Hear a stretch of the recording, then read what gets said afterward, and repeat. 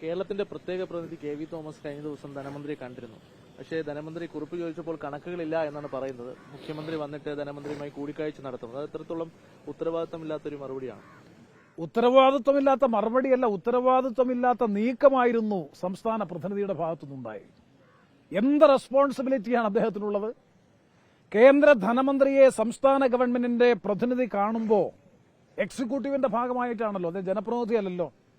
സംസ്ഥാന ഗവൺമെന്റിന്റെ പ്രതിനിധി എന്ന നിലയിൽ ഒരു വിഷയവുമായി ബന്ധപ്പെട്ട് കേന്ദ്ര ഗവൺമെന്റിനെ കാണുമ്പോൾ അവർ ചോദിക്കുന്ന ചോദ്യങ്ങൾക്കും അവർ ചോദിക്കുന്ന സ്റ്റാറ്റിസ്റ്റിക്കൽ ഡേറ്റയും കൊടുക്കാൻ ഗവൺമെന്റ് ബാധ്യസ്ഥമല്ലേ? കെ വി തോമസ് എന്ന് പറയുന്നത് കേവലം കെ വി തോമസ് ഒരു വ്യക്തിയല്ല, ജനപ്രതിനിധിയല്ല, എം പിയും എം എൽ എയും അല്ല. അദ്ദേഹം കേരള ഗവൺമെന്റിന്റെ പ്രതിനിധിയാണ്.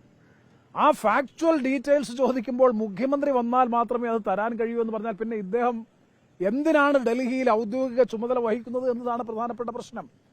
സ്വാഭാവികമായും സംസ്ഥാന ഗവൺമെന്റിന്റെ ഒരു ആവശ്യവുമായി കേന്ദ്ര ഗവൺമെന്റിനെ കാണുമ്പോൾ കേന്ദ്ര ഗവൺമെന്റ് ആവശ്യപ്പെടുന്ന ഡേറ്റാസും പേപ്പേഴ്സും സബ്മിറ്റ് ചെയ്യാനുള്ള ഉത്തരവാദിത്വമില്ലെങ്കിൽ വെറും എന്താണ് ലൈസോൺ ഏജന്റ് മാത്രമാണോ കേരള സംസ്ഥാന ഗവൺമെന്റിന്റെ പ്രതിനിധി?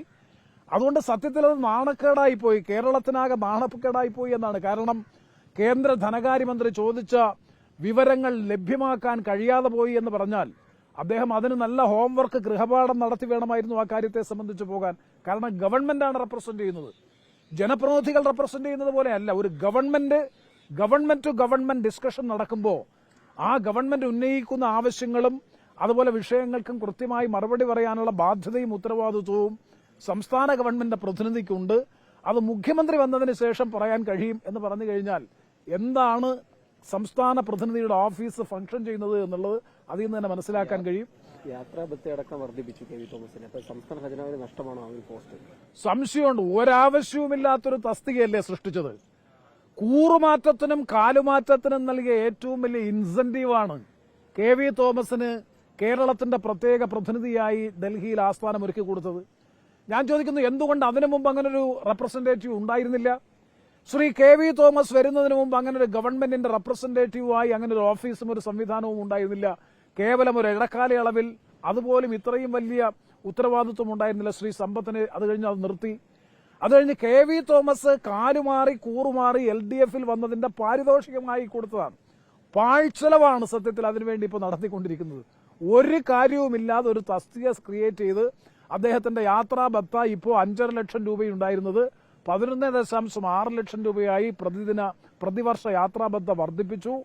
ഖജനാവിൽ നിന്ന് ലക്ഷങ്ങൾ ചെലവഴിക്കുന്നതല്ലാതെ ഒരു പ്രയോജനവും ഈ തസ്തിക കൊണ്ടില്ല. അതാണ് ഞാൻ പറഞ്ഞത്, കാലുമാറ്റത്തെയും കൂറുമാറ്റത്തെയും പ്രോത്സാഹിപ്പിക്കാൻ, അതിനെ പരിപോഷിപ്പിക്കാൻ വേണ്ടി നൽകിയ കേവലമായ പാരിതോഷികം മാത്രമാണ് ഗവൺമെന്റിന്റെ പ്രത്യേക പ്രതിനിധിയുടെ ഓഫീസ്. ഇന്നേ വരെ ഒരു പേപ്പർ, ഞങ്ങൾ പാർലമെന്റ് അംഗങ്ങളാണ്, കേരള ഗവൺമെന്റ് സബ്മിറ്റ് ചെയ്യുന്ന പേപ്പേഴ്സ് അല്ലെങ്കിൽ കേരളത്തിന്റെ പ്രതിനിധി ആരെങ്കിലും കണ്ട് സബ്മിറ്റ് ചെയ്യുന്ന ഒരു പേപ്പർ, ഒരു കമ്മ്യൂണിക്കേഷൻ കേരളത്തിന്റെ പ്രത്യേക പ്രതിനിധിയുടെ ഓഫീസിൽ നിന്ന് കേരളത്തിലെ MP-മാരായ ഞങ്ങൾക്ക് ഇന്നേ വരെ ശ്രീ കെ വി തോമസിന്റെ ഒരു കുറിപ്പോ അല്ലെങ്കിൽ ഏതെങ്കിലും തരത്തിലുള്ള മെമ്മോറണ്ടം കൊടുത്തത് ഞങ്ങൾ ഫോളോ അപ്പ് ചെയ്യണമെന്നോ സഭയിൽ ഉന്നയിക്കണമെന്നോ ആവശ്യപ്പെട്ടുകൊണ്ടുള്ള കെ വി തോമസിന്റെ ഒരു കമ്മ്യൂണിക്കേഷനും ഞങ്ങൾക്ക് കിട്ടിയിട്ടില്ല. അതൊരു പാഴ്ചെലവ് മാത്രമാണ്.